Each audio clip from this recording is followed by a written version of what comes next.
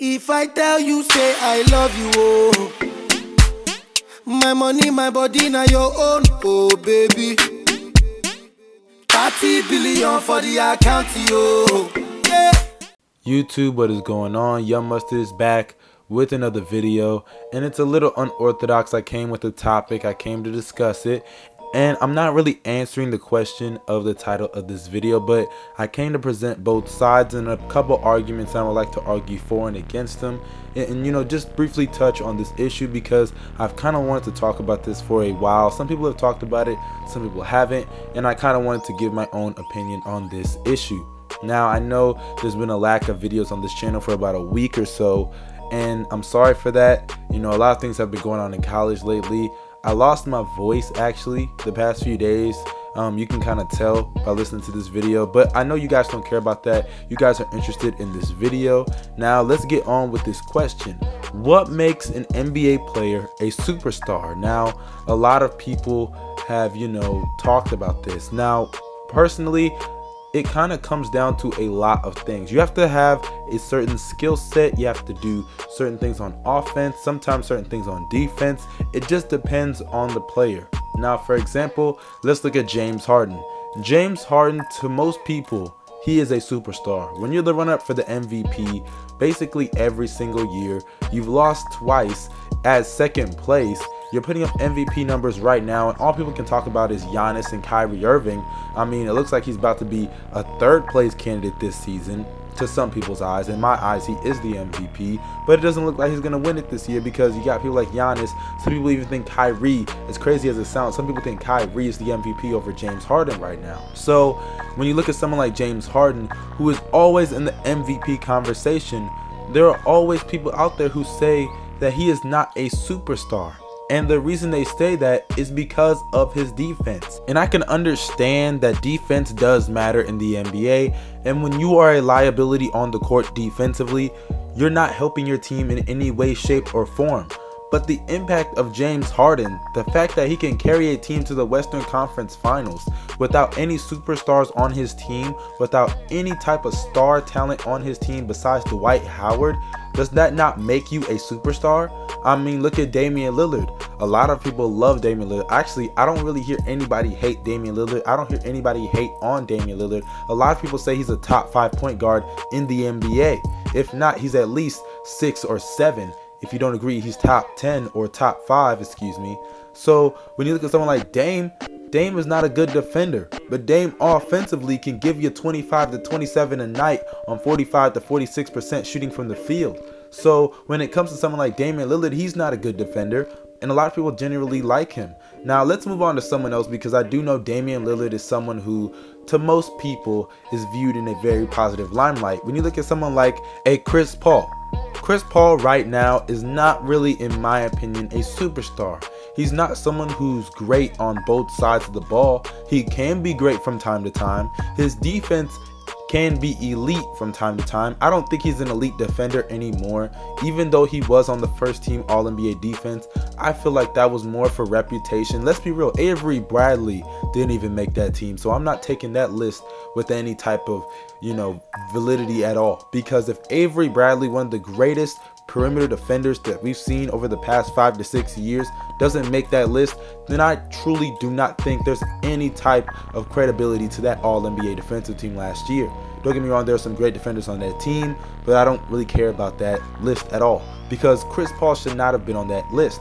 He's not an elite defender. Offensively, he can score efficiently and he can get you some assists without turning the ball over that much, but his game does not result to as many wins as an elite point guard should take you.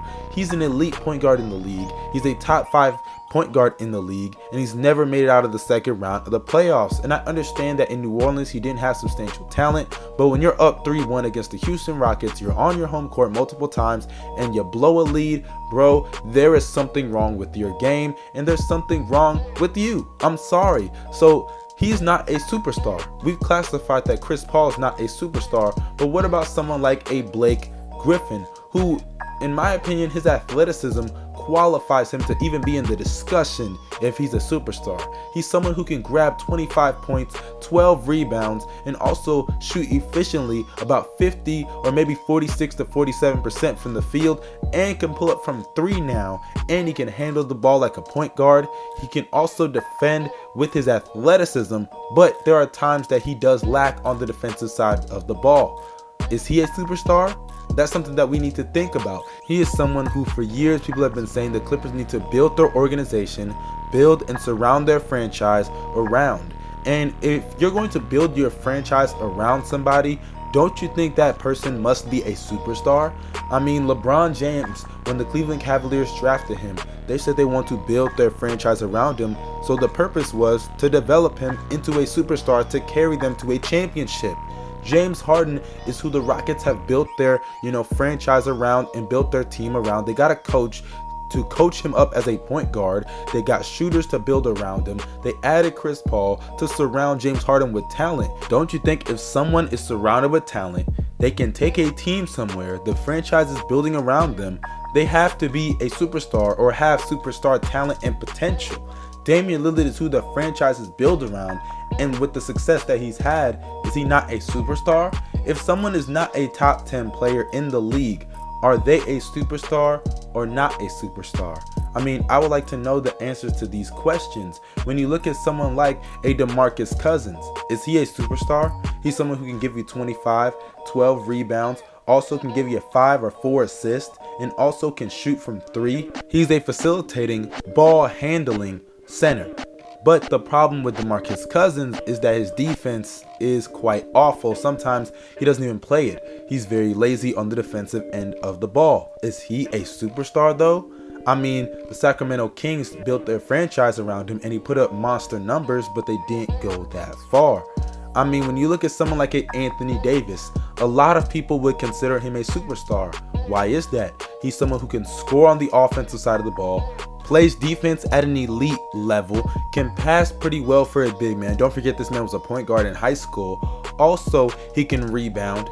He can also do multiple things to make everyone on the court better, and he's carried his team to the playoffs before with, his second best player and his third best player being Drew Holiday and Tyreke Evans. So it's pretty obvious that he can carry a team. He's taken his team to the playoffs. He's had success with a team as the #1 option. He has superstar talent.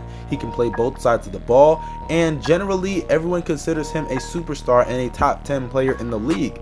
So in my opinion, when you look at someone like James Harden, it's unfair to call him not a superstar when he's done everything that Anthony Davis has done in his career. He's taken his team to the playoffs, he's caught dubs, he's put up monster numbers, but the only reason why some people won't consider him a superstar is because he doesn't play defense.